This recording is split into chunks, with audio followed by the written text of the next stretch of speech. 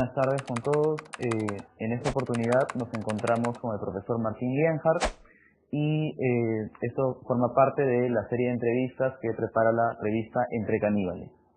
Bien, antes de proceder con la entrevista voy a realizar una breve descripción biográfica del profesor Lienhart, que desde luego va a ser corta en la medida que tiene una amplia biografía y toda una serie de amplios textos publicados y una amplia investigación, ¿no? En principio, el doctor Martín Lienhart es doctor en letras por la Universidad de Ginebra. Desde el 2011 es profesor emérito de la Universidad de Zúrich, en Suiza. Definitivamente el profesor ha trabajado a lo largo de todos estos años en torno a los estudios latinoamericanos y africanos, y si bien al inicio de su investigación estuvo más orientado hacia el terreno literario, esto no ha impedido que explore áreas como la historia antropológica, incluso la historia oral, ¿no? Y también tiene una gran serie de textos en torno al cine, estudios de corte histórico, literario, etc., ¿no? Vale también mencionar que el profesor ha sido invitado a diversas universidades y ha sido profesor visitante de muchas de estas, como la Universidad de Mérida en Venezuela. Ha sido invitado a Cuba también por Casa de las Américas. Ha participado en la Universidad de Iowa en Estados Unidos, en la Universidad Nacional de Mar del Plata, la Universidad Federal de Bahía en Brasil, la Universidad de Sao Paulo también en Brasil. Ha estado también en la UNAM en México y en otra serie de universidades, ¿no? Definitivamente ha hecho un amplio recorrido por Latinoamérica, Europa, Estados Unidos, etcétera, ¿no? Voy a mencionar también algunos de sus libros, los más leídos probablemente por la Escuela de Literatura de San Marcos, como el caso de Cultura Popular Andina y Forma Novelesca, Zorros y Danzantes en la última novela de Arguedas, el libro Titu Cusi Yupanqui, libros como La Voz y su Huella, Escritura y Conflicto Étnico-Social en América Latina, Testimonios, Cartas y Manifiestos Indígenas, y uno de los más recientes, Disidentes, Rebeldes, Insurgentes, Resistencia Indígena y Negra en América Latina, ¿no? Como dije, he tratado de hacer una descripción breve del profesor. Sin duda hay muchos más trabajos, libros, artículos y diversas investigaciones de todo tipo de enfoque disciplinario, ¿no? A continuación, entonces, vamos a pasar a la ronda de preguntas a través de esta entrevista y va a empezar mi compañera Laura con la primera sección de preguntas. Buenas tardes. La primera parte de las preguntas van a girar en torno a la oralidad y sus planteamientos que están en su libro La Voz y su Huella. En La Voz y su Huella, usted plantea la existencia de la denominada literatura escrita alternativa, la cual se caracteriza por su hibridez. En tanto, en ella se observa un enfrentamiento entre la oralidad y la tradición letrada europea. Luego de haber postulado ello, usted no ha ocultado su inconformidad con respecto al término hibridez, debido a que éste posee una inspiración biológica, al igual que, por ejemplo, la categoría de mestizaje.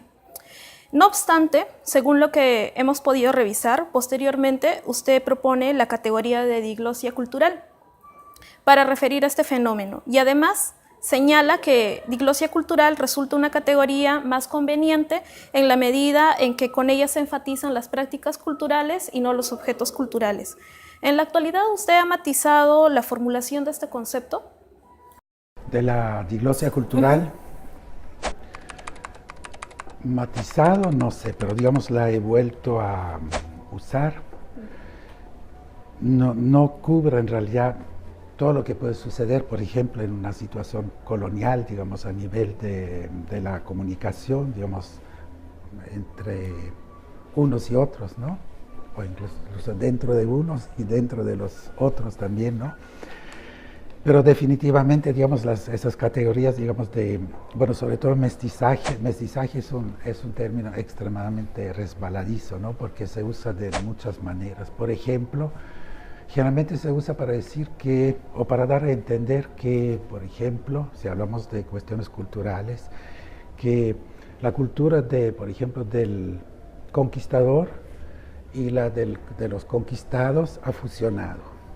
Eso, por ejemplo, yo no creo que se pueda hablar seriamente de esto, porque ¿qué significaría esa fusión? Que hay una tercera cultura, pero ¿cuál es? Por ejemplo, si alguien afirma, por ejemplo, que en el Perú, pongamos, hay una cultura mestiza, entonces, ¿cuál sería exactamente, no? Yo creo que nadie podría contestar esta respuesta, porque lo que hay en realidad son muchas culturas, y en cada cultura, obviamente, las culturas nunca son puras, ¿no? Las culturas siempre han vivido del intercambio con otras culturas, ¿no? Entonces, cualquier cultura que hay en el Perú, obviamente, ha incorporado elementos de otras culturas, pero no es forzosamente una sola cultura mestiza que hay actualmente en el Perú, o en realidad en cualquier otro lugar, ¿no? O también el hibridismo, sí, como te dijo, ¿no? Es también otro concepto, digamos, inspirado en la biología, y eso es un problema porque las prácticas culturales no, ¿cómo se puede decir? No engendran hijos, ¿no? Hay prácticas culturales y, claro, van variando, digamos, se van transformando, pero no se puede decir que puedan fusionar, digamos, como sería el caso, digamos, de un nuevo ser que nace de padres diferentes, por ejemplo, ¿no? Perdón, lo de la diglosia. No sé si vale la pena que explique rápidamente de qué se trata, o que, digamos, la diglosia cultural, hasta ahora no se usa mucho ese concepto, ¿no? Sí. Pero porque incluso la diglosia es un concepto lingüístico, ¿no? Que en realidad se inventó para dar cuenta de varias situaciones en el mundo, donde hay en el mismo territorio y dentro de la misma sociedad a veces dos variedades de la misma lengua, ¿no? Una variedad alta y una variedad baja. Entonces la variedad alta sería la variedad que se escribe, en la cual se expresa el poder, especialmente cualquier tipo de poder, ¿no? Político, jurídico, etcétera. Y luego la variedad B, como decían los lingüistas, digamos, baja, que es la que se usa, digamos, en la comunicación común y corriente, especialmente, digamos, en medio de los sectores que a veces se llaman subalternos, ¿no? Y si aplicamos esto, digamos, a otras situaciones, en particular a situaciones coloniales, entonces ya no son variedades altas y bajas de la misma lengua, sino generalmente son dos o varias lenguas, digamos, enfrentadas, ¿no? Por ejemplo, si es el caso de aquí, es la variedad alta, es claramente el español estándar, ¿no? Que fue impuesto por los españoles aquí, el español que es la lengua del poder desde la colonia, ¿no? Si uno, por ejemplo, en un juicio se va a hacer en español, no en quechua, no en alguna lengua amazónica, en ashánica, se va a hacer en español, ¿no? Y las variedades bajas no son variedades, sino son otras lenguas, no muchas lenguas, ¿no? Lenguas básicamente orales que poco se escribe, ¿no? Porque hasta ahora las lenguas, digamos, de los excolonizados, para decirlo así, prácticamente ninguno tiene realmente un estatus de lengua, digamos, que produzca textos escritos, digamos, de manera sistemática, ¿no? Entonces, lo que yo hice era aplicar ese concepto a la cultura en general, ¿no? Diciendo que en la cultura también, no tanto que fusione, por ejemplo, si hablamos de la religión, que es un fenómeno cultural, ¿no? Si hablamos de la religión, no es tanto que fusiona el cristianismo con, pongamos, la religión tradicional andina o algo por el estilo, sino que según el lugar donde se encuentra, las mismas personas, por ejemplo, un campesino andino va a la iglesia y en la iglesia practica el cristianismo, por lo menos da la impresión de practicar el cristianismo, pero porque lo obligaron a hacer esto, ¿no? Pero apenas regresa a su casa y a su chacra, por ejemplo, hace ofrendas, digamos, a los apus, a los huamanis, etcétera, ¿no? Entonces, eso sería una diglosia religiosa, por ejemplo. Y esto sí ha sido extremadamente común, por ejemplo, en un país como el Perú, incluso hasta ahora se podría decir que es en el fondo bastante común. Que claro, hoy quizás las personas dirán, yo soy católico, ¿no? Probablemente casi cualquier peruano va a decir, soy católico, pero en realidad es católico en ciertos momentos, en los momentos en los cuales está en el espacio del poder principalmente, pero cuando está en su propio espacio, en el fondo lo que él practica generalmente es poco católico, tiene poco que ver con el catolicismo, ¿no?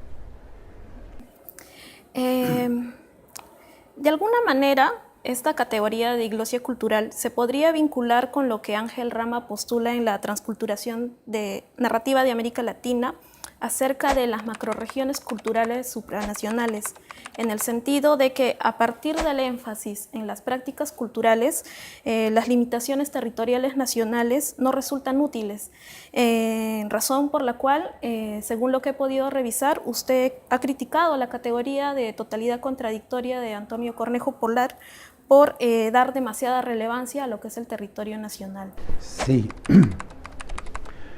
Bueno, o sea, en el caso de Ángel Rama tenemos por un lado, digamos, el concepto de la transculturación, ¿no? Que en el fondo es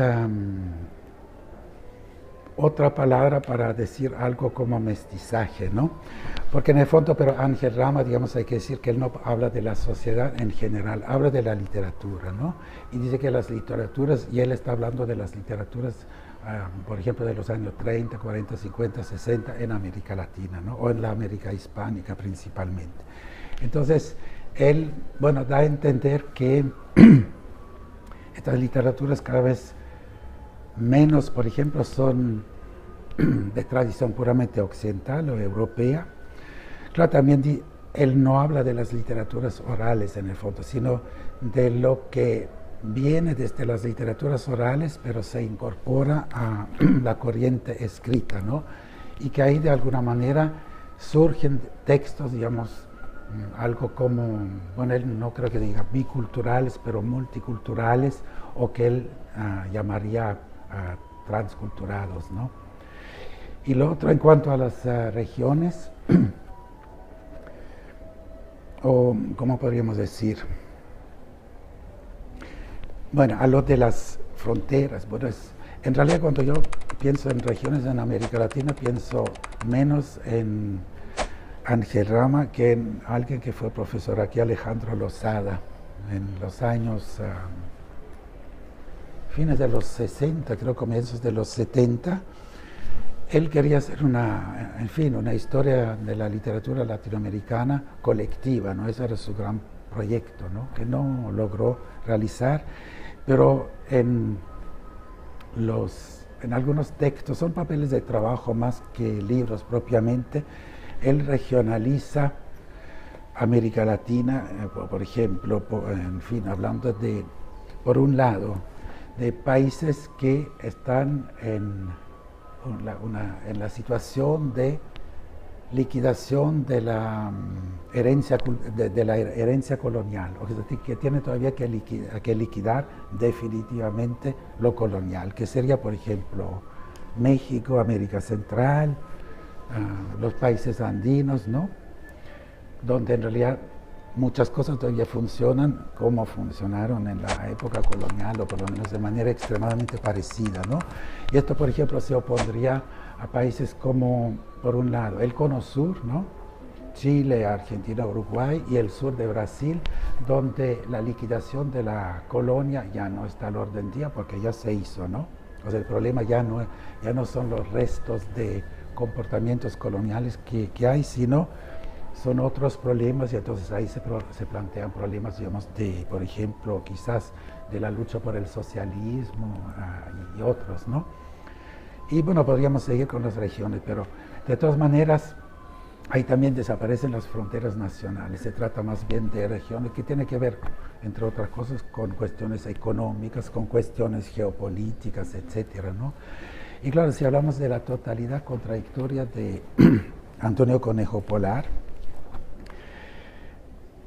sí hay efectivamente algo como o sea, él construye una especie de paralelismo entre la producción literaria escrita y la producción literaria oral. Y esto creo que es efectivamente un poco problemático porque el espacio de esas dos producciones es totalmente diferente, ¿no? O sea, el espacio de la literatura escrita es primero en términos socioculturales, es el espacio, digamos, básicamente la clase media, ¿no? También las clases altas posiblemente, mucho menos, por ejemplo, de las clases subalternas.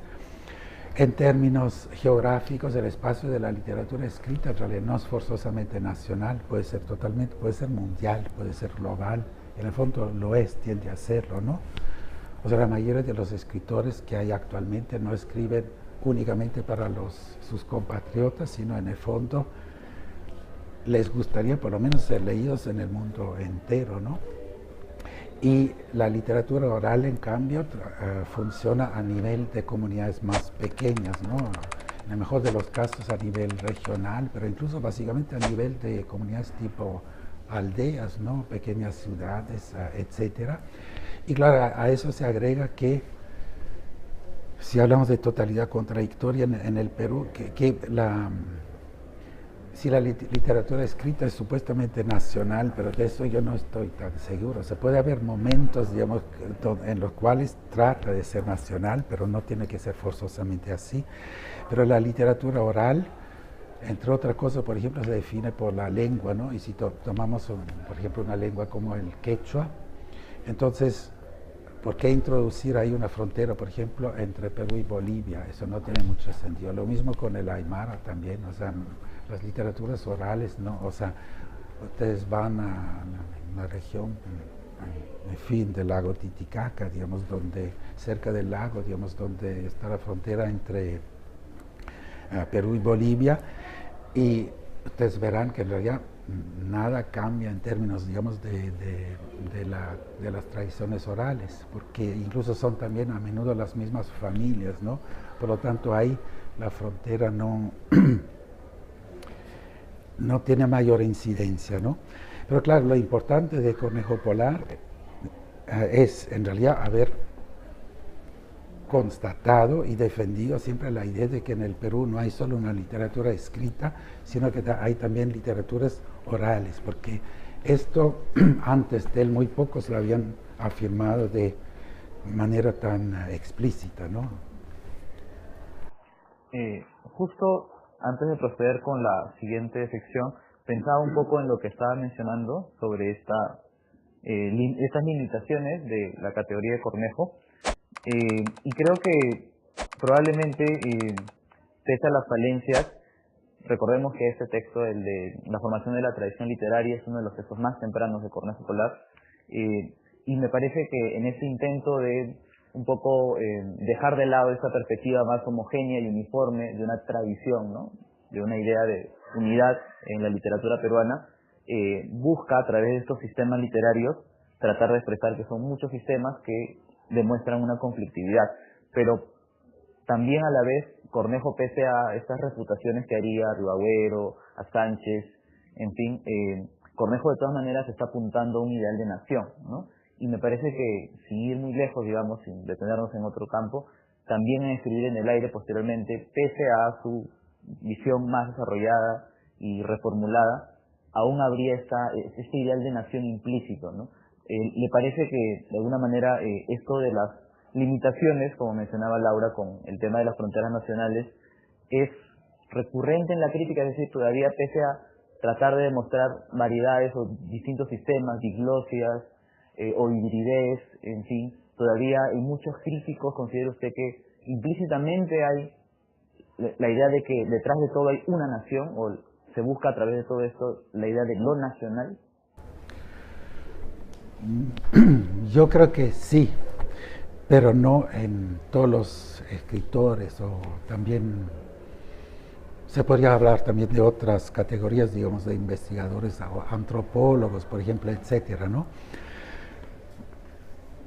Lo que pasa es que, por ejemplo, un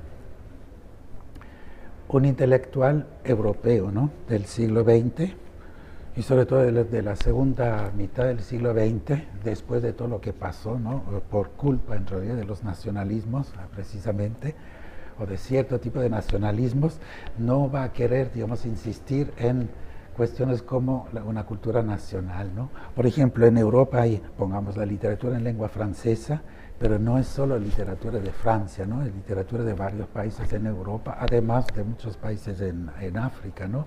Entonces, por ejemplo, tenemos una literatura, bueno, es un poco difícil llamarla, podemos decir literatura en lengua francesa, ¿no? O francófona.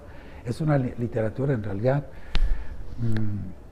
mundial o que tiende a querer ser mundial, ¿no? Porque incluso hay escritores, por ejemplo, en Egipto, en Líbano, ¿no? En Vietnam, que escriben en francés, ¿no? Y lo mismo, por ejemplo, en la literatura en lengua alemana, también son varios países, digamos, donde existe el alemán, donde hay escritores importantes en lengua alemana. Entonces, esos escritores generalmente, claro, pueden tener, ¿cómo podríamos decir? En lo que escriben puede haber mucho de nacional, entre comillas, pero quizás no hace falta usar en ese caso la palabra nacional, sino hay mucho de su propia experiencia, y si esta experiencia, por ejemplo, se desarrolló en una región de Alemania, bueno, esa experiencia será alemana, ¿no? Si esto sucedió en una región de la Suiza alemana, esa experiencia tendrá algo que ver con la Suiza alemana, pero no va a ser una defensa, digamos, de ese territorio, ¿no? Y claro, es en Europa y en países de lo que antiguamente se solía llamar el tercer mundo, o sea, para hablar más claramente, digamos, en países, digamos, que salieron de una experiencia colonial, o sea, que son el resultado, digamos, de una colonización y después de una descolonización, pero entre comillas, ¿no? En esos países muchas cosas se plantean de otra manera, ¿no? Porque ¿qué es lo que pasa por ejemplo, aquí bueno, no se habla de descolonización y con razón, porque no hubo realmente descolonización, lo que hubo era emancipación de España, ¿no? Emancipación que sobre todo a favor, digamos, de los sectores criollos, ¿no? O sea, para un indígena, digamos, esa emancipación no era una descolonización, porque seguía en la misma situación y a veces en una situación peor, digamos, que antes.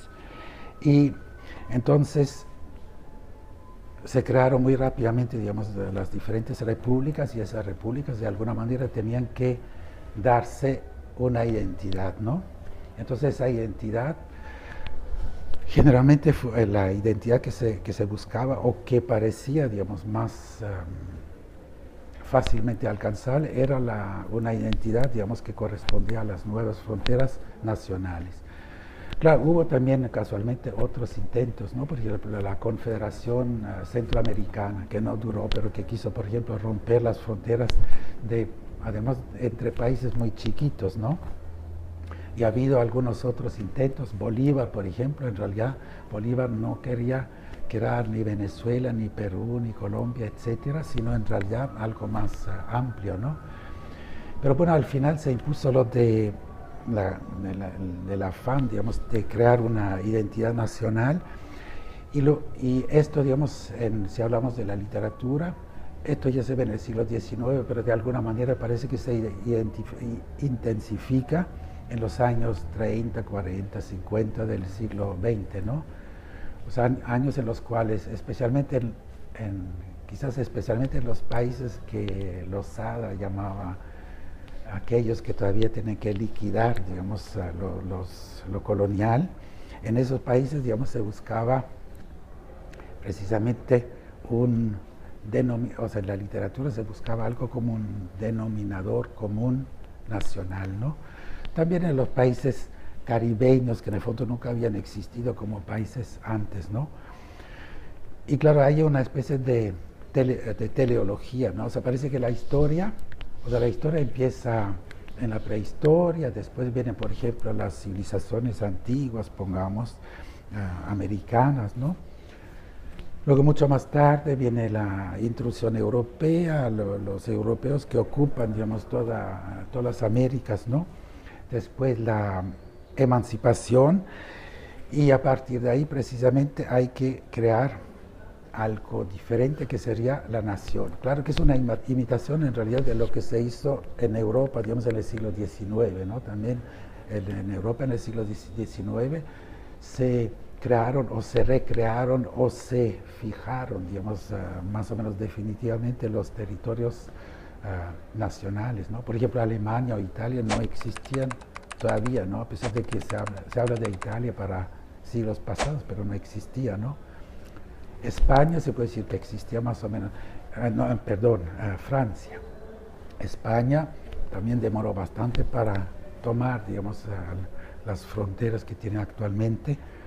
Italia demoró mucho, ¿no? Hasta la segunda parte del siglo XIX, pero de alguna manera terminaron, digamos, configurándose territorios básicamente nacionales, aunque en muchos casos también multinacionales y plurilingües, ¿no? Pero como se ve, por ejemplo, en el caso de Francia, lo plural se trataba, sobre todo en el sistema napoleónico, se trataba de marginar y de hacer desaparecer, ¿no? Lo que, por ejemplo, en el caso de Francia lleva a la situación de que hoy en día prácticamente ya no hay ninguna otra lengua en Francia que el francés, ¿no? Cuando en realidad había muchas lenguas, ¿no?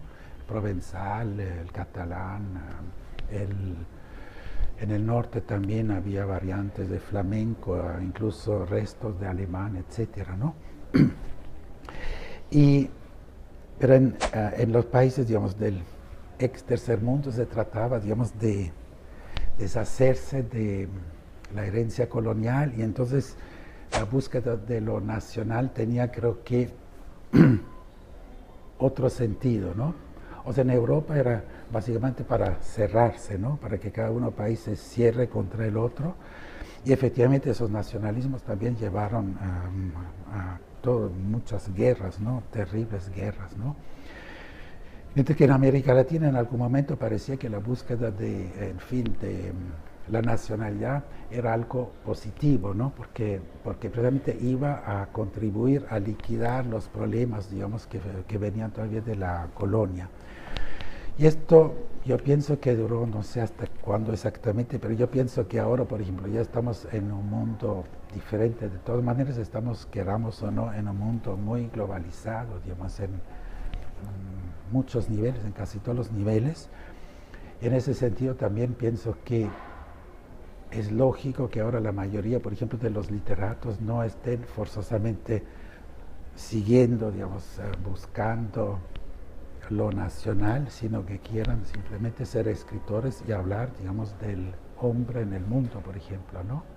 Porque un escritor peruano tiene tanto derecho, digamos, como un escritor inglés, francés o chino, digamos, de hablar del hombre en general. No tiene forzosamente que hablar de los problemas que hay aquí exclusivamente, ¿no? Sí, bueno, seguimos con la segunda sección de las preguntas. Inevitablemente uno de los temas centrales es la figura de José María Arguedas, pensando un poco en esto que mencionaba sobre la nación y cuál es el ideal del escritor, ¿no? Pero yendo concretamente a su importante estudio, Cultura Popular Andina y Forma Novelesca, ya han pasado casi 30 años desde la segunda edición de este libro. ¿Considera usted que, pese al tiempo, la perspectiva o el análisis de este libro es vigente para la actualidad? Bueno, yo pienso que yo no soy la persona más indicada, digamos, para hablar de esto.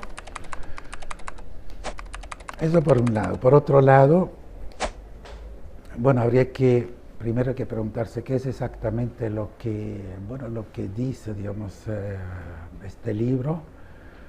O sea, si se quiere resumir, no sé exactamente. Se podría decir, digamos, que quizás era el primer libro sobre Arguedas. No fue el primer libro sobre Arguedas, uno de los primeros, pero no el primero. Pero fue el primero, digamos, que insistió en que en la literatura, digamos, de Arguedas había todo un trabajo, digamos, de incorporación de muchas cosas que habían quedado totalmente fuera o casi totalmente fuera de la literatura peruana, y que tenían que ver particularmente, digamos, con las culturas andinas, ¿no? Especialmente para Arguedas era la cultura que se expresa en quechua, ¿no? Entonces, esto, sí, yo creo, o sea, si yo, por ejemplo, ahora vuelvo a leer El zorro de arriba y El zorro de abajo, yo sigo viendo eso, obviamente, ¿no? Y lo otro también, yo también afirmaba en realidad que El zorro de arriba y El zorro de abajo era la novela más moderna en el Perú, ¿no? Una novela experimental. Eso también en el fondo yo seguiría, digamos, afirmando. Porque los primeros comentarios decían que esta novela era así porque Arguedas se había suicidado y no había podido terminar su novela. Pero en realidad Arguedas, como se sabe, mandó el manuscrito al editor antes de suicidarse. O sea, de alguna manera, él quería, o sea, si lo manda al editor era para que se publique, ¿no? Por lo tanto, él quería publicar el libro tal como estaba, ¿no? Entonces, era un libro extremadamente atrevido, digamos, o sea, por un lado, por su carácter fragmentario, ¿no? Por su plurilingüismo, ¿no? Bueno, plurilectismo, pero también plurilingüismo, porque incluso hay algunas partes, bueno, reducidas en quechua, ¿no? Y si no, hay muchos lenguajes. Y claro, con este libro, Arguedas, a pesar, digamos, de los debates, digamos, que tuvo, por ejemplo, con Cortázar y con otros escritores, digamos, supuestamente más modernos que él, en realidad él iba de hecho incluso más allá que ellos en términos precisamente de renovación de la literatura, ¿no? También podríamos decir que él de manera como nunca nadie lo había hecho, juntó, digamos, en los mismos textos, por ejemplo, ficción, poesía, pero también antropología, diario íntimo, etcétera, etcétera, ¿no? Entonces creo que, bueno, eso era más o menos, yo creo que yo enfaticé, digamos, en mi libro y creo que efectivamente eso existe, ¿no? Y creo también que él en este tipo de búsqueda no ha sido realmente superado porque en realidad tampoco ha sido seguido, digamos, no, él no creó una tradición, ¿no? Y claro, eso tiene quizás un poco que ver con algo que yo creo que dije no sé exactamente, en algún escrito, que probablemente La voz y su huella, ¿no? O sea que las literaturas alternativas, bueno, término que casualmente no me gusta mucho, ya en la época no me gustaba mucho y ahora tampoco me sigue no gustando mucho, pero no se me ocurrió otro, ¿no? Pero que ese tipo de literaturas en realidad son casi siempre, bueno, aparece un texto, pero ese texto es diferente de todos los textos que ha habido hasta ese momento y tampoco tiene descendencia y no forma tradición, o sea, desaparece y viene otro, ¿no? O sea, por ejemplo, Huamán Poma no creó ninguna tradición, ¿no? Entre otras cosas, bueno, ¿por qué? Porque él mandó su manuscrito a España, a donde se supone que llegó, después aterrizó, como sabemos, en Dinamarca, pero de todas maneras ese libro aquí y en realidad en el mundo no se conoció sino en el siglo XX, ¿no? Por lo tanto, aquí nadie o prácticamente nadie puede haberlo leído, quizás algunos en su época, ¿no? Pero poquísimos, ¿no? Y lo mismo se podría decir de otros, o sea, de los textos alternativos, son textos de alguna manera experimentales, irrepetibles, porque también la dosis, por ejemplo, de elementos que pertenecen más bien a la tradición occidental o más bien a la tradición, a alguna tradición local, es muy variable, ¿no? Y la manera como el escritor o el que escribe el documento maneja estos asuntos es cada vez diferente, ¿no? Entonces, el Sol de arriba, de abajo, en ese sentido, también, en el fondo, no pudo tener descendencia porque es una obra muy, muy especial, muy específica, ¿no? Claro, lo que sí ha habido, lo que sí quizás ha tenido cierta descendencia en términos biológicos, pero claro, discutibles, sería más bien el Arguedas que escribe Los ríos profundos, porque con Los ríos profundos él inaugura, bueno, quizás no solo con Los ríos profundos, también con Llevar fiesta, por ejemplo, etcétera, con sus cuentos, inaugura algo que ahora se llama literatura andina, ¿no? Entonces ahí sí creo que esto sí ha sido imitado por una serie de cuentistas a su manera y podemos decir ahora sí tenemos una especie de tradición literaria andina, multiforme por supuesto, pero que sí uno puede decir hay toda una serie de escritores, digamos, que sí se reconocen en algo que se llamaría literatura andina, o por ejemplo narrativa andina, ¿no? Desde los años 50 hasta el día de hoy, ¿no? Volviendo un poco al tema de este libro, que es muy importante, como usted bien mencionaba, hay definitivamente cuestiones relevantes como la presencia de la cultura quechua, ¿no? Y esta modernidad de la novela y este nivel experimental que también despliega Arguedas. Pero una de sus tesis centrales es justamente esta propuesta de cómo la cultura quechua, ¿no? Subvierte la categoría de novela, ¿no? A través de este estilo muy particular de Arguedas. Lo menciona también en la andinización de la vanguardia, ¿no? Es un importante artículo. Y usted siempre recarga esta idea de la cultura popular andina y lo vincula en diferentes momentos con lo nacional. Un poco volviendo a lo que mencionábamos en la parte anterior. En ese sentido, ¿hasta qué punto puede ser quizá problemático esta idea en la medida que, digamos, en diferentes momentos de su libro, vemos una oposición entre lo que es la modernidad, la cultura urbana, y frente a lo que usted denomina como la cultura popular andina, lo quechua vinculado con lo popular, y entonces vemos quizá una separación entre lo moderno y lo quechua o lo andino, y en ese sentido también lo andino, lo quechua vinculado con lo popular, y en cierto modo también con lo nacional. Entonces, quizá vemos ahí una oposición entre dos temas como si fueran cancelatorios. ¿Arguedas estaría proponiendo eso en esta última novela?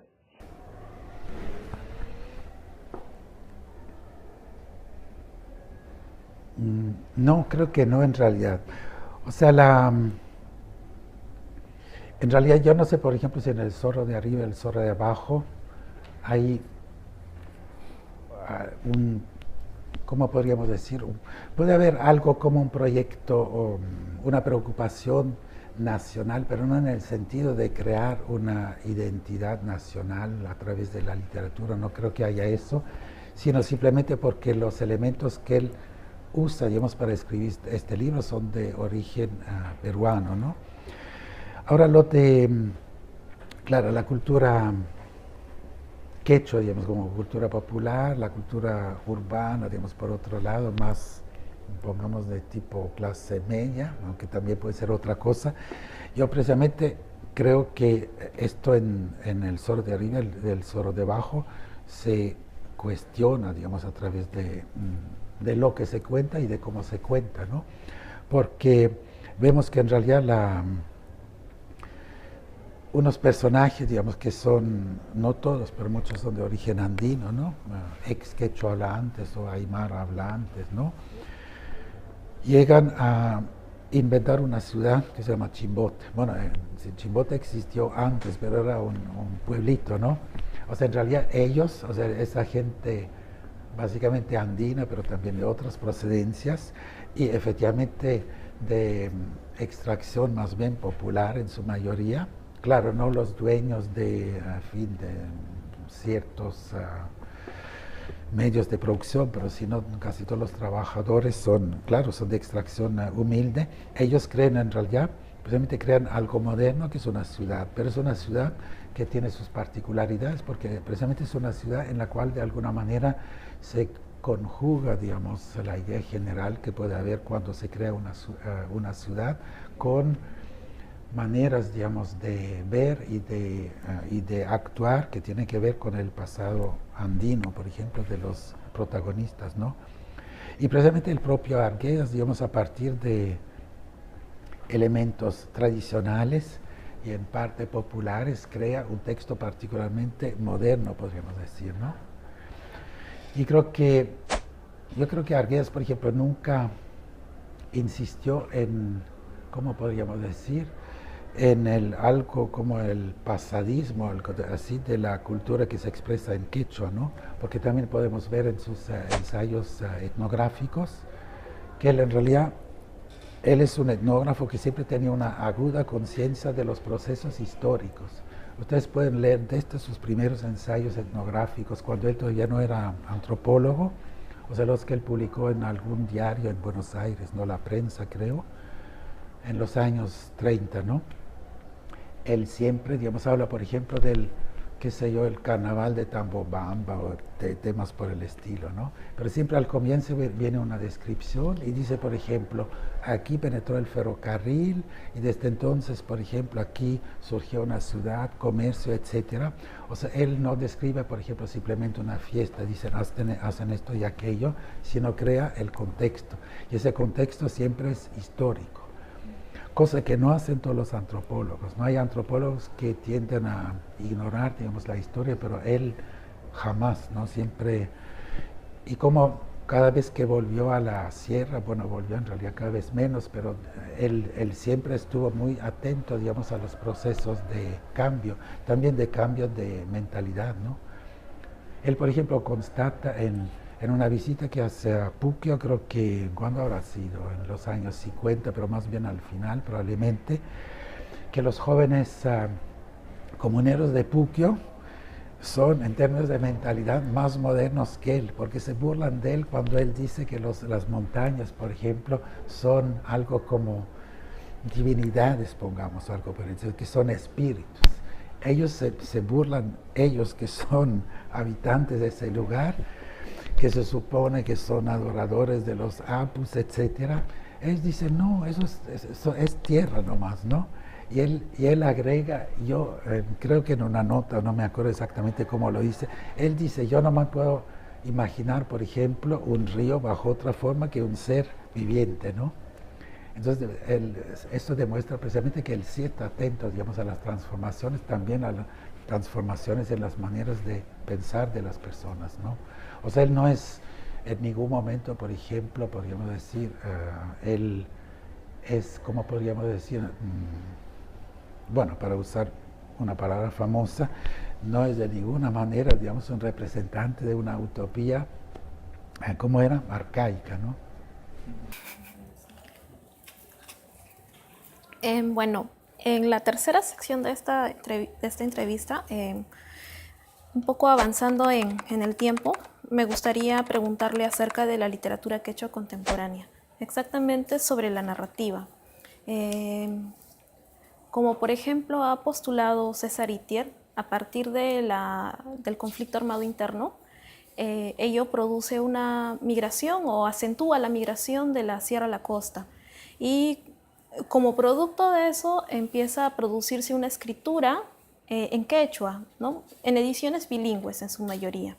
En 1993, en un prólogo a la sección monográfica del número 37 de la Revista de Crítica Literaria Latinoamericana, usted va a cuestionar la postura de Mariátegui en Panorama de la Literatura, ya que según usted él ignora, ¿no?, las producciones orales y pone énfasis en las producciones escritas cuando él alude a la producción, a la literatura indígena y no indigenista.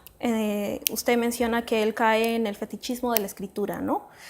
Específicamente lo que Mariátegui dice es que una literatura indígena, si debe venir, vendrá a su tiempo, cuando los propios indígenas estén en grado de producirla, ¿no? Y si bien su postura es cuestionable, siguiendo su argumentación, ¿no?, sería recién a partir de los años 70 cuando se empiezan a producir textos narrativos, ¿no?, en quechua. Sin embargo, por ejemplo, este libro Cutimanco y otros cuentos de José Obregón Morales, él dice, ¿no?, en el prólogo que ha sido recopilación de tradición oral y que él obviamente ha agregado, ¿no?, ciertos matices en el argumento o en la forma también, ¿no? Sin embargo, el año pasado se publicó la primera novela en quechua, Ajupampa, de Pablo Landeo, en la que, bueno, para empezar hay varias cuestiones, ¿no?, con respecto a esta novela. El mismo hecho de que se apropie de un género propio de la modernidad, como es la novela, cosa que no habían hecho textos anteriores, y también que haya sido publicado en una edición monolingüe, solo en quechua, ¿no?, lo cual supone una opción ideológicamente significativa por parte del autor. Me gustaría saber si usted opina que a partir de esta publicación, de esta narrativa, como que se estaría cumpliendo en cierta medida lo que propone Mariátegui, ¿no? De una literatura indígena no indigenista. Bueno, yo no sé exactamente lo que quería decir Mariátegui cuando dijo eso. Claro, por un lado, Mariátegui no fue antropólogo ni etnógrafo, estuvo, yo creo que una sola vez en la sierra, no me acuerdo dónde, creo que en Huancayo tal vez o algo así. O sea, en realidad no tenía ninguna experiencia directa de la sierra, y menos, por ejemplo, de las prácticas culturales de los provincianos, digamos, que viven en los altiplanos o en los valles interandinos o donde sea, ¿no? Entonces, claro, en realidad yo no quería, digamos, diciendo lo que dije sobre Mariátegui, decir, digamos, que era, no sé qué, un ignorante o algo por el estilo, porque en su momento, digamos, y en su situación, en realidad nadie hablaba, digamos, de la presencia, digamos, de otras literaturas que de literaturas escritas, ¿no? Pero efectivamente él también lo hace, ¿no? O sea, eso es cierto. Entonces dice una literatura indígena. Claro, en realidad él lo dice en el contexto de una discusión entre literatura indigenista o indígena. Ahí él tiene perfectamente razón que la literatura indigenista no es indígena. Incluso hoy lo vemos mucho más claramente, la literatura indigenista es una literatura escrita por intelectuales, incluso urbanos generalmente, o sea, efectivamente no es literatura indígena, ¿no? Y ahora ese pequeño sintagma, si debe venir, dice, una literatura indígena, si debe venir. ¿Por qué dice si debe venir? O sea, yo reflexioné bastante tiempo sobre estas tres palabras. O sea, él por lo tanto dice, a lo mejor debe venir o a lo mejor no debe venir. Entonces, uno podría preguntarse, y en el fondo, ¿por qué no debería venir? Porque él contempla esa posibilidad, ¿no? Al decir si debe venir. Y me dije, en el fondo, ¿qué es lo que él estaba pensando? Y se me ocurrió lo siguiente, que sería que, finalmente, el llamado indio es un personaje subalterno, digamos, dentro de una sociedad, pongamos, semicolonial, digamos, como él a lo mejor hubiera dicho en su época, ¿no? O en todo caso todavía con enormes rasgos, digamos, coloniales. Entonces, él sería de alguna manera lógico que esta muchedumbre, digamos, llamada, bueno, indígena o de indios, tuvieran, digamos, una literatura de alguna manera para defender su propia cosmovisión y también para manifestar su resistencia o algo por el estilo, ¿no? Pero podríamos pensar, por ejemplo, que si su proyecto, el de Mariátegui, si ese proyecto hubiera dado un resultado óptimo, pongamos, entonces en realidad hubieran desaparecido los indios, ¿no? Los indios como categoría subalterna, ¿no?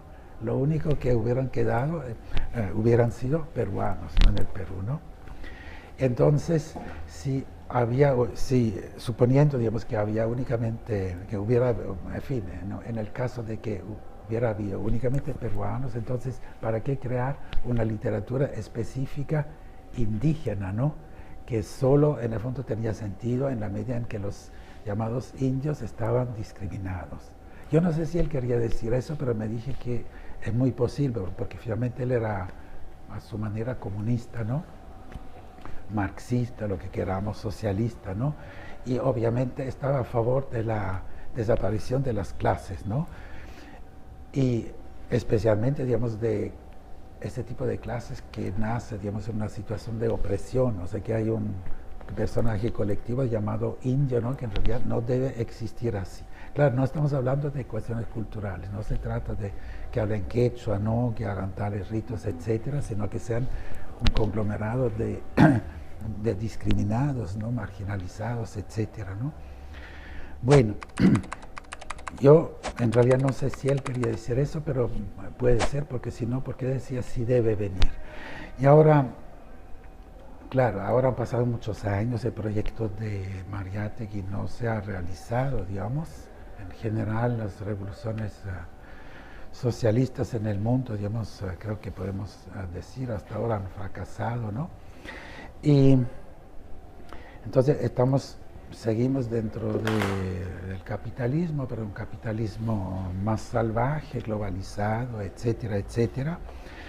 Y ahora efectivamente desde hace algún tiempo hay gente que escribía en quechua, siempre había, ¿no?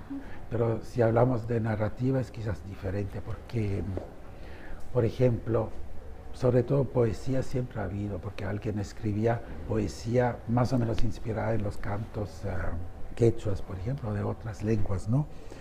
Pero en el caso de la narrativa, sobre todo si es novela, es algo nuevo, ¿no? Una pregunta, esa novela, yo no conozco esa novela que te mencionó, ¿es peruana o boliviana? Peruana. Peruana. Sí, porque efectivamente lo de la publicación monolingüe, digamos, claro, es una novedad, especialmente en el Perú, ¿no? En el Perú, se ha publicado alguna poesía, ¿no? Por ejemplo, Hugo Carrillo y otros publican únicamente en quechua, ¿no? Pero narrativa o testimonio, etcétera, se publica generalmente en versión bilingüe, ¿no?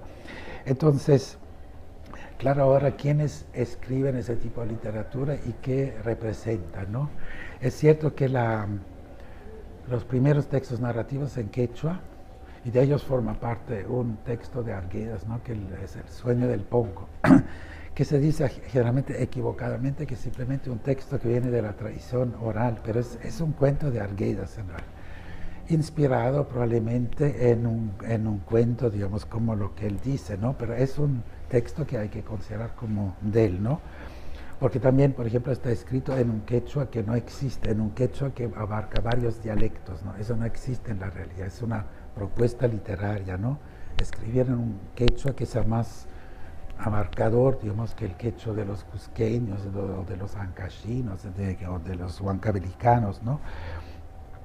Y entonces, efectivamente, primero los textos narrativos suelen inspirarse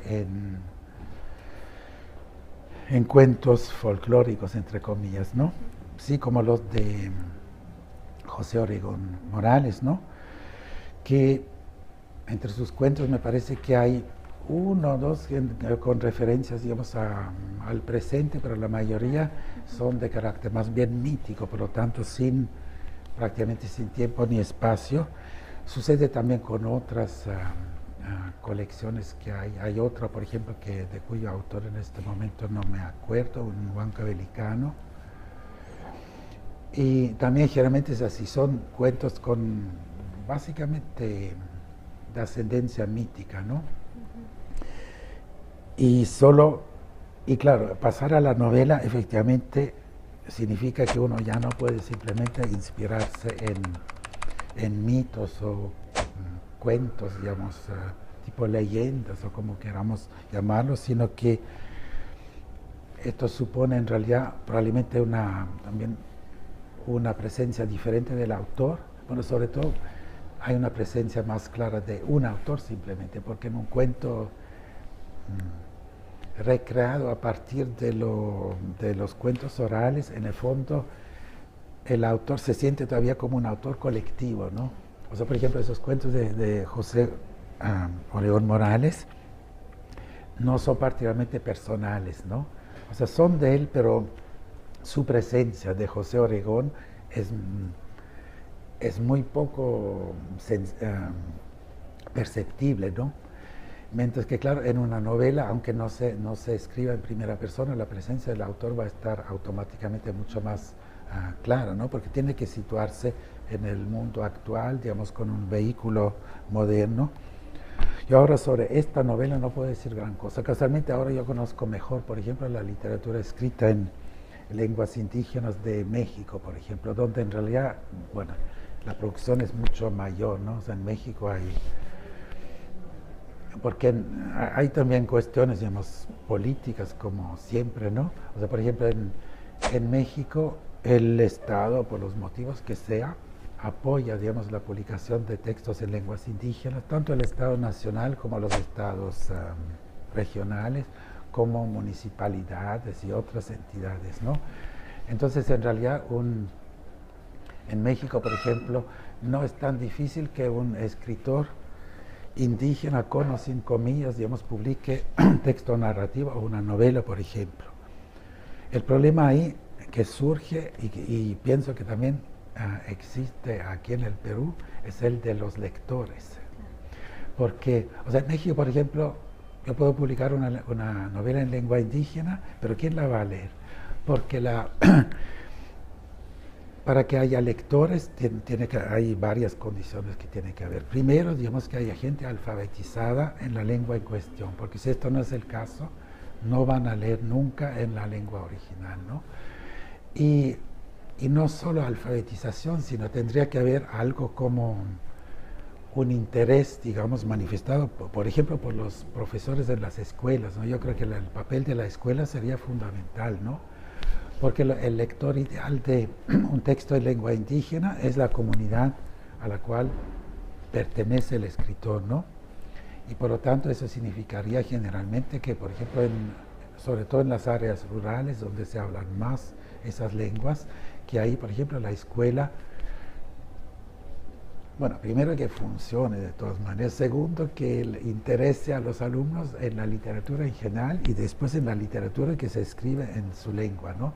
Y eso precisamente es muy poco el caso. Entonces, hay, por ejemplo, yo creo que el escritor latinoamericano que ha escrito más novelas en una lengua indígena es un zapoteco, se llama Javier Castellanos. Él ha escrito 5 novelas y él casualmente es una persona bastante irónica, ¿no? O sea, en realidad él dice, bueno, yo escribo novelas, pero incluso me las premian y todo eso, me las publican, incluso me pagan por escribir novelas, pero el Estado no hace nada para que surja, digamos, su público para leer mis novelas, ¿no? Pero él dice, bueno, igual, mientras tanto yo sigo escribiendo porque en algún momento sí puede surgir algún lector, ¿no? Porque aquí también, por ejemplo, concretamente, ¿quién va a leer esta novela, por ejemplo? Lo de la publicación en quechua, eso me parece interesante, porque el problema de las publicaciones bilingües es que incluso el hablante de la lengua original, lo más probable es que lea en realidad en español, porque está acostumbrado a leer en español, porque nadie lo acostumbró a leer en quechua o en aymara o en asháninga o lo que sea, ¿no?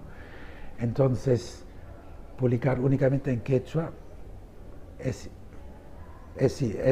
muy atrevido, ¿no? Es muy arriesgado. En realidad puede ser que esa novela se ha leído por poquísimos, ¿no? ¿Y por quiénes? Bueno, por algunos intelectuales, ¿no?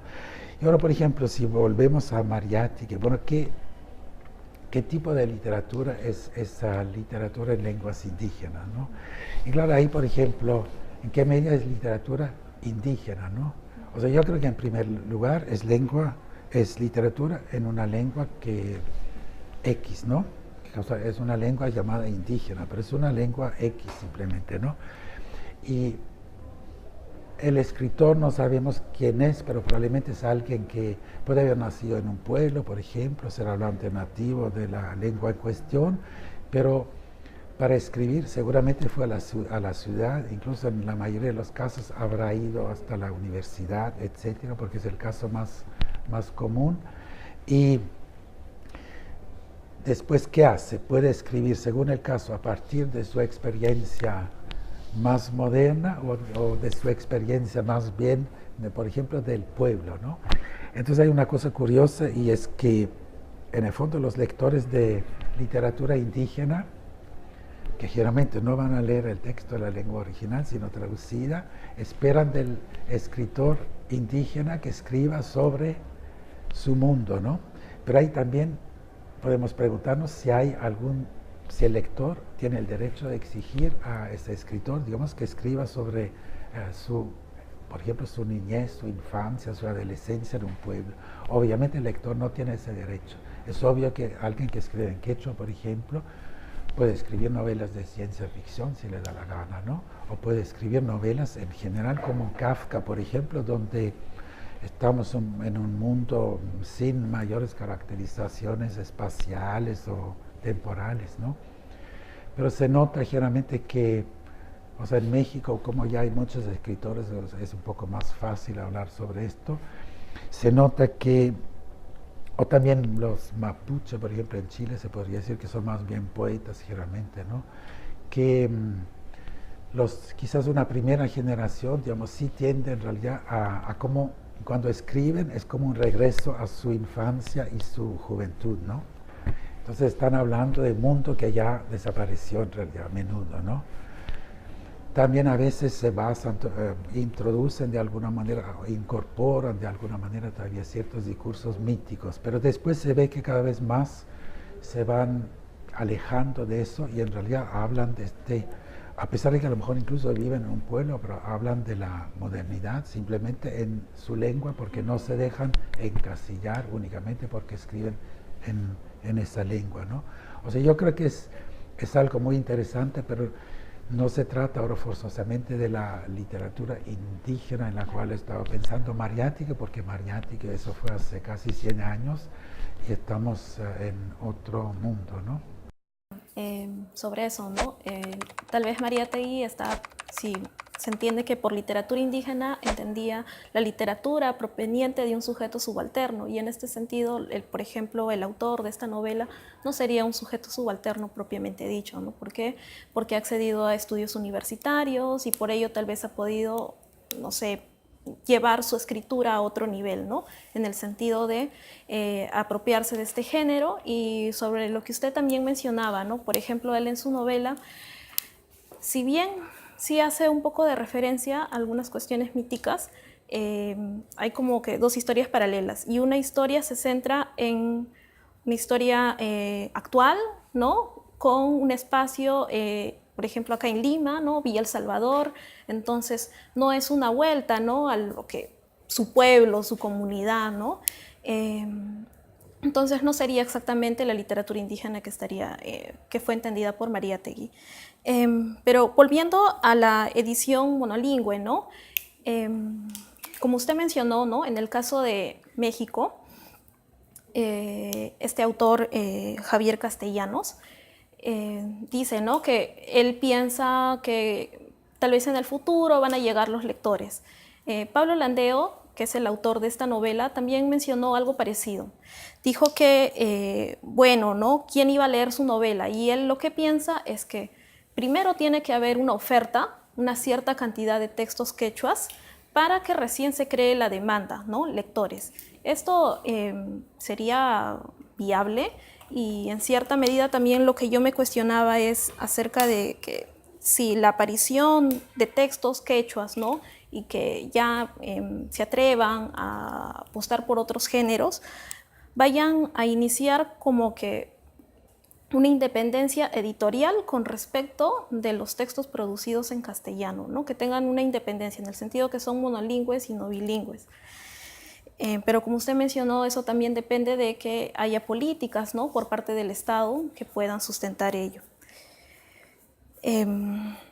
Aunque, perdón, lo mejor en el fondo, eso lo dice también Javier Castellanos, dice en realidad o sea, casi todas las ediciones en lenguas indígenas o bilingües son hechas por el Estado, municipalidades, etcétera, y que casi nunca por una editorial privada. ¿Por qué? Porque la editorial privada quiere ganar dinero, o por lo menos no perder dinero, ¿no?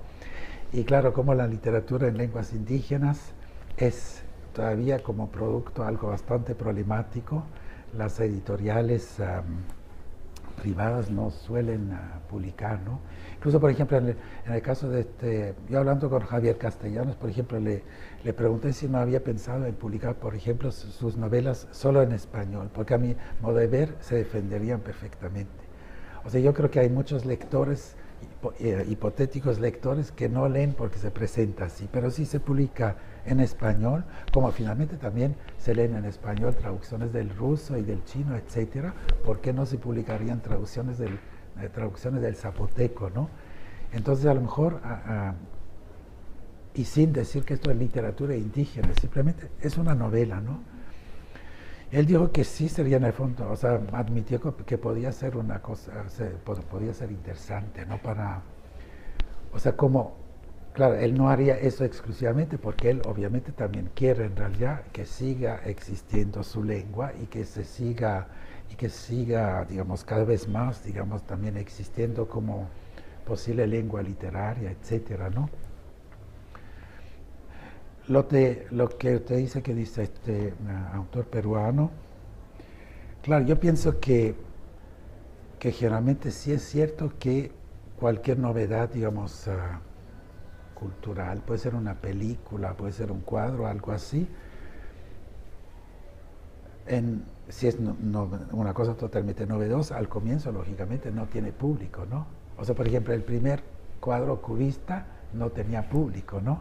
Pero después la gente poco a poco se acostumbró y empezó a existir y a aumentar el público para cuadros cubistas, ¿no? O para películas de tipo X también, ¿no? Las películas, por ejemplo, de vanguardia habrán también asustado a los primeros espectadores, pero después se va creando un público. En ese sentido, digamos, esto no es imposible, pero claro, la situación, ¿cómo podríamos decir? Las políticas culturales existentes, por ejemplo, en el Perú, sí lo dificultan un poco. Hay que ser bastante optimista, pero no es imposible. También las políticas culturales pueden cambiar, ¿no? Y ojalá cambien, ¿no? En este caso, por ejemplo. Bien, un poco ampliando ahora el panorama, ¿no? Digamos que tomando más allá del referente concreto de la literatura quechua o expresada en idioma quechua, y también retomando un poco la figura de Arguedas, ¿no? En ese sentido, pensando lo que usted mencionaba hace poco, ¿no? Con esta presencia del zorro de arriba y el zorro de abajo, o las obras de Arguedas y lo que se llamaría posteriormente literatura andina, ¿no? Entonces, teniendo en cuenta que la literatura andina podría incluir tanto la producción en quechua como la producción en castellano, pero con esta temática en torno a los problemas de los indígenas o de poblaciones que tienen referentes o tienen procedencia indígena, ¿no? Digamos, para separar un poco esta categoría de lo que se llama indigenismo, ¿no? Que probablemente es más problemático ahora. ¿Considera usted en ese sentido que los proyectos los proyectos literarios que se había trazado Arguedas han encontrado continuidad? Usted mencionaba hace un momento el caso de los ríos profundos y agua fiesta y que había generado una tradición, ¿no? Pero podría aclarar un poco mejor esto, en qué tipo de escritores de repente, o quizá por qué no el zorro de arriba y el zorro de abajo, teniendo en cuenta que si bien no creo una tradición, a mí personalmente me deja la sensación de que él buscaba, ¿no? Una generación posterior de escritores que continúen esto que él quedó trunco al fin de cuentas por su muerte, ¿no? Él en su último diario menciona: conmigo termina un ciclo y se inaugura otro, ¿no? Entonces, y habla mucho de los jóvenes cuando les escribe a los universitarios de la Universidad Agraria, ¿no? Entonces tiene una esperanza en la juventud y probablemente en esta tradición literaria que se va forjando, ¿no? ¿Cuál es su opinión al respecto? Bueno, obviamente, digamos, cuando él escribió, en fin, que con él se termina un ciclo, bueno, tenía razón en cierto sentido, porque era un señor, en realidad no tan viejo, pero digamos, un poco cansado, digamos, de la vida por toda una serie de razones que solo conocemos en parte, y que obviamente, o sea, en su última década, digamos, de actividad literaria y también antropológica, estamos en una época, digamos, no solo en Perú, sino en cualquier lugar, digamos, que anuncian grandes transformaciones, ¿no? O que ya se están produciendo grandes transformaciones sociales y políticas, ¿no? Es la gran década, digamos, de las revoluciones en el mundo, ¿no? O sea, no solo en el antiguamente llamado tercer mundo, donde había, en fin, podemos hablar del sudeste asiático, por ejemplo, podemos hablar de África, podemos hablar de algunos lugares de América Latina, pero incluso en Europa, ¿no? El famoso 68, etcétera, ¿no? O también ciertos levantamientos en Europa del Este, etcétera. O sea, es una década realmente, claro, esos movimientos cada uno es diferente del otro, pero de alguna manera coinciden por lo menos en en esa década, y en parte tiene que ver con lo mismo que es la Guerra Fría, ¿no? Porque estamos en la Guerra Fría y de alguna manera casi todos estos movimientos tienen que situarse en el contexto de la Guerra Fría, ¿no? Incluso también tiene que situarse políticamente a menudo, ¿no? O sea, Estados Unidos, Unión Soviética, China, ¿no? Más o menos, ¿no? Para simplificar enormemente, ¿no? Entonces Arquedas tenía razón, digamos, o por lo menos tenía razón suponiendo que estaba empezando algo nuevo, ¿no? Y que iba a desembocar en un mundo nuevo. Eso también lo creían muchos otros en ese mismo momento, ¿no? Bueno, casualmente no se dieron realmente, ¿cómo podríamos decir? Empezó algo nuevo, pero en realidad no desembocó en lo que se deseaba en aquel momento, ¿no? Por ejemplo, en algo como un socialismo o comunismo en el mundo entero, por ejemplo, algo por el estilo. Eso sabemos que fracasó totalmente, ¿no? Y ahora si hablamos de cuestiones más bien culturales o literarias, entonces también hay, o sea, yo ahora creo que no voy a mencionar nombres porque algunos se me escapan en este momento y sería un poco injusto nombrar a algunos y a otros no. Pero yo creo que incluso ya en la época, o sea, de Arquedas había escritores que podríamos llamar andinos, por ejemplo Vargas Vicuña, pongamos, que ahora creo que no es muy leído, pero en realidad creo que valdría la pena leerlo, ¿no? Que también es un escritor, es claramente andino, pero también es clarísimamente moderno, ¿no? Escribe cuentos que son cuentos modernos, ¿no? Ahora, por ejemplo, lo que hay es una segunda, una tercera generación, digamos, de origen andino que vive en diferentes ciudades, incluso en la propia sierra, pero más en la costa y más que todo aquí mismo, ¿no? En Lima. Y claro, aquí hay otra experiencia, ¿no? La experiencia de los migrantes. Y ahí, por ejemplo, yo podría volver a decir lo que dije antes, que me parece que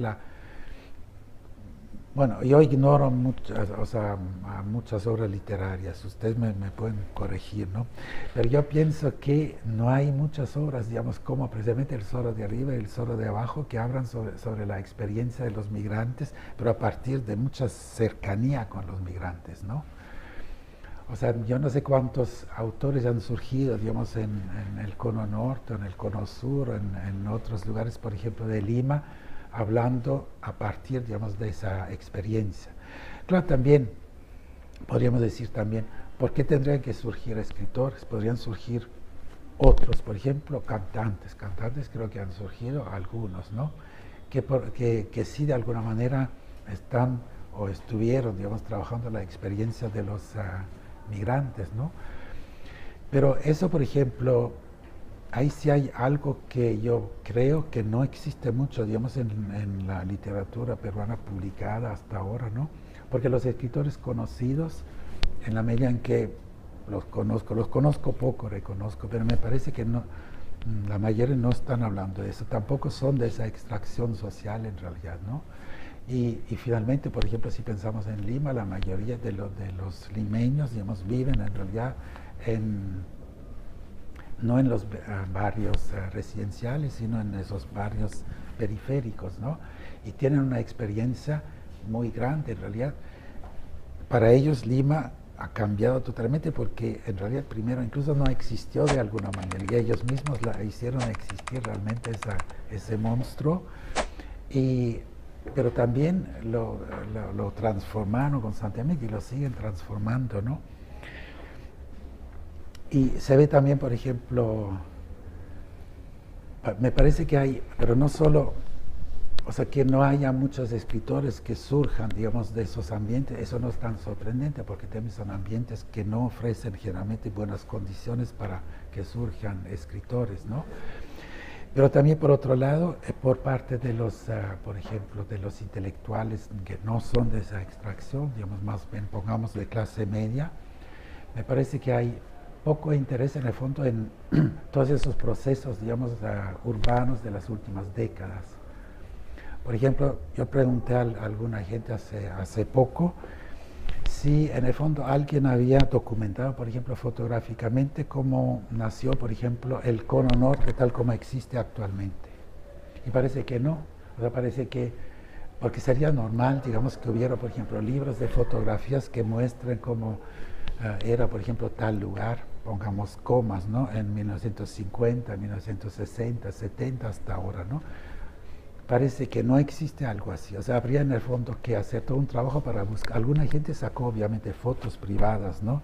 Y habría que hacer toda una búsqueda, digamos, para reconstruir, pero probablemente sería muy difícil porque en el fondo casi lo único que se puede hacer en realidad en esto, y eso tampoco se está haciendo, me parece, es historia oral, ¿no? O sea, conversar con, porque las personas sí que vivieron todo este proceso sí existen todavía, ¿no? Pero yo no he visto mucho de eso, ¿no? O sea, después del libro de Jürgen Golte sobre ¿cómo se llama? Lo del caballo de Troya de los invasores. Esto hablaba un poco de esto, ¿no? Pero tampoco ha habido muchos, y ese libro ya es muy antiguo, ¿no? Pues de hace no sé cuántos años, 40 quizás, ¿no? Había muy poco, ¿no? Entonces, ahí yo veo toda una, o sea, manchas blancas enormes en el mapa, digamos, de lo que podría cubrir la literatura. Claro, la literatura puede hablar de lo que quiera, ¿no? No se le puede decir a un escritor, tienes que hablar de esto, ¿no? Pero en este caso claro, el problema es un poco que es difícil que surjan escritores por ejemplo, primero, por cómo es la escuela, por ejemplo, en estos lugares, ¿no? Una escuela que es casi incapaz, digamos, de enseñar a los jóvenes a leer y escribir correctamente, que no enseña, por ejemplo, a leer literatura, ¿no? O sea, que no acerca a los jóvenes, por ejemplo, a la literatura, etcétera, ¿no? Bueno, para hablar sobre una de sus últimas publicaciones, en Disidentes, Rebeldes e Insurgentes, usted analiza, ¿no?, desde el enfoque de la historia real, como acaba de mencionar, la guerrilla de Juan Santos Atahualpa acá en el Perú, en el Alto Amazónico. También, ¿no?, la conjura de los esclavos negros del río Atabaya de Brasil, y la insurgencia de los esclavos en las plantaciones cubanas en las décadas de 1820 y 1830. ¿Podría explicarnos por qué no consideró la experiencia de la esclavitud africana en el Perú? Si bien usted señala, ¿no?, de que en Brasil y en Cuba se produce la mayor cantidad de afluencia de esclavitud africana y que probablemente ello ocasionó que los conflictos se acentuasen, ¿no?, en estos espacios, yo me pongo a pensar, por ejemplo, realicé una pequeña búsqueda y en el Perú, por ejemplo, hubo una insurgencia, ¿no?, como el Palenque de Huachipa, en el que estaba a cargo de el líder Francisco Congo, ¿no?, que resistieron durante un tiempo, pero posteriormente fueron reprimidos y asesinados, ¿no? Bueno, si yo no trabajé, digamos, por ejemplo, movimientos, digamos, de esclavos en el Perú, es por varios motivos. Primero, hay otra gente que lo hizo, por ejemplo, hace mucho tiempo ya Capsoli, ¿no? Por otro lado, porque yo en realidad no soy exclusivamente peruanista, no soy especialmente peruanista, ¿no? Yo soy tan brasileñista o angolista o mexicanista que peruanista. En ese sentido, bueno, ¿por qué tenía que interesarme especialmente, digamos, en la historia de los esclavos y exesclavos negros en el Perú? Que es casualmente una situación en realidad bastante atípica si comparamos con otras, ¿no? Y la otra respuesta que podría dar es que en realidad hay gente que lo está haciendo, ¿no? Por ejemplo, Maribel Arrelucea, ¿no?, con Jesús Cosamalón, que es profesor en la Católica, ¿no?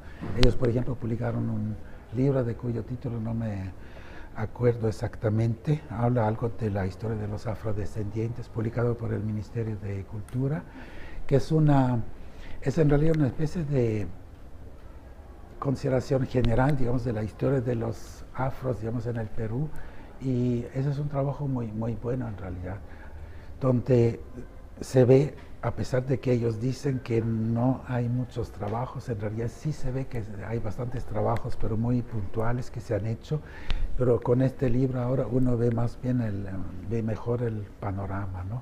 Y claro, en el panorama peruano, efectivamente los levantamientos en las haciendas y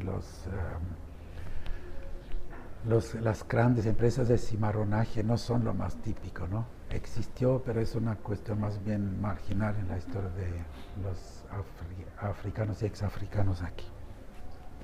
Bueno, a continuación vamos a realizar una dinámica en la que nosotros le diremos el nombre de un escritor y usted nos señalará una palabra que considere representativa de ese autor. Garcilaso. Intelectual renacentista. Guamampoma. ¿Es así más o menos? Guamampoma. Un migrante andino. González Prada. Claro, uno prácticamente tiene que decir anarquista, pero es un anarquista, pero tampoco es un anarquista, digamos, como uno se imagina, un anarquista obrero, es un anarquista, un intelectual anarquista. No, pero ahora yo quisiera decir más, pero no está permitido, ¿no?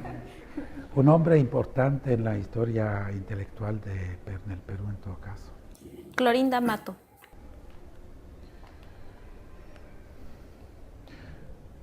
Una indigenista católica paternalista. José Carlos Mariátegui. Realmente está difícil de una palabra, cuando son personalidades tan complejas, ¿no? Por ejemplo, en vez de decir un marxista, por ejemplo, soñador, podría decir un gran crítico cultural. César Vallejo. El poeta. José María Arguedas. El zorro de arriba y el zorro de abajo. Gamaliel Churata. El inventor de una filosofía andina. Blanca Varela. No se me ocurre nada, no la conozco lo suficiente. Mario Vargas Llosa.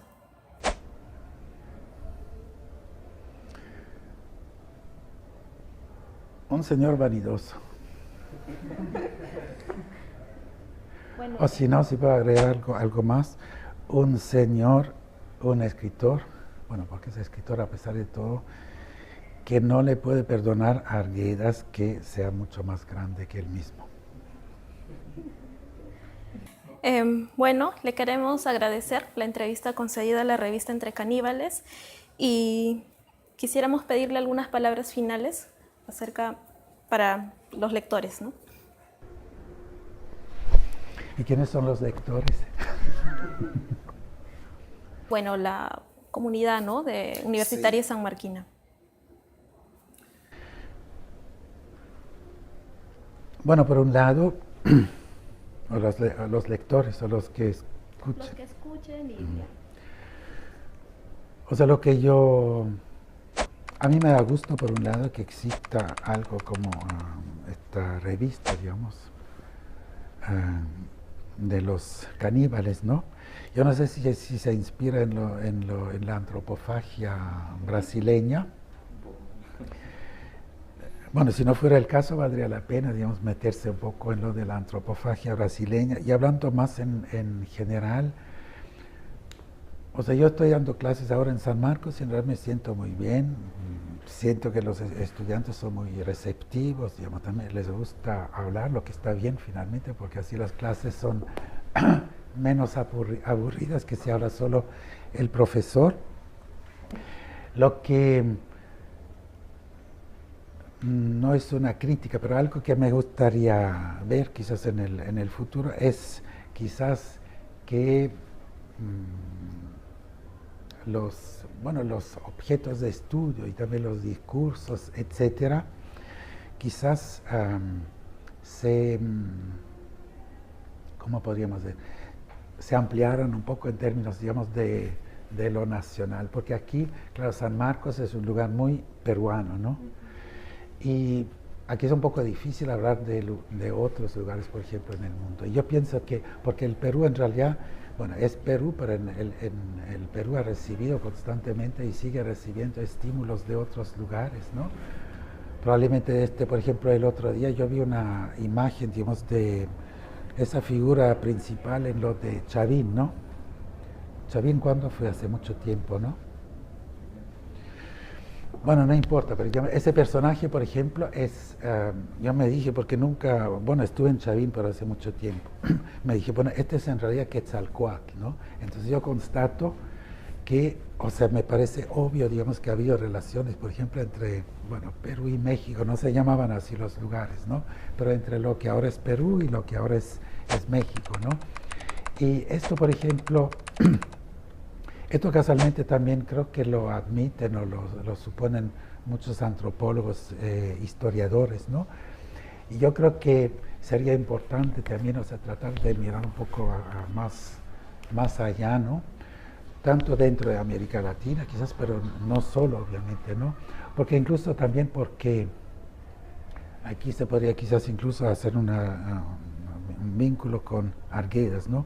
O sea, por ejemplo, por lo menos en su generación, Arguedas era el único escritor latinoamericano, o casi el único, digamos, que era capaz de escribir en otra lengua que en su lengua materna, o que en una lengua europea, digamos, ¿no? Que también era capaz de escribir en quechua, ¿no? Y que también como escritor se debatía de alguna manera entre algo que era como su lengua materna, o por lo menos que él consideraba como materna, y la obligación de escribir en la lengua del ex colonizador, ¿no? Y esto en América Latina, o sea, para él era una figura más o menos única en ese tipo de situación, por lo menos entre los escritores conocidos, ¿no? Puede haber habido algunos más. Pero, por ejemplo, si ustedes se acercan a la literatura africana, ustedes van a ver que casi todos los escritores africanos han estado en ese tipo de situación. Nacieron en una lengua que no es la lengua en la cual escriben. Y también, por ejemplo, en la India lo mismo, ¿no? Por eso también, por ejemplo, quizás el libro más novedoso sobre Arguedas de los últimos, bueno, no años, pero últimas 2 décadas, es una comparación entre Arguedas y un escritor de la India, de cuyo nombre no me acuerdo, ¿no? Un libro de Dora Sales, ¿no? O sea, yo creo que, o sea, incluso para entender mejor el Perú, vale la pena precisamente mirar hacia otros lugares, claro, sobre todo lugares que tuvieron una historia más o menos parecida, o sea, en realidad todos los países o regiones colonizadas por los europeos, ¿no? África, la India también, etcétera, ¿no?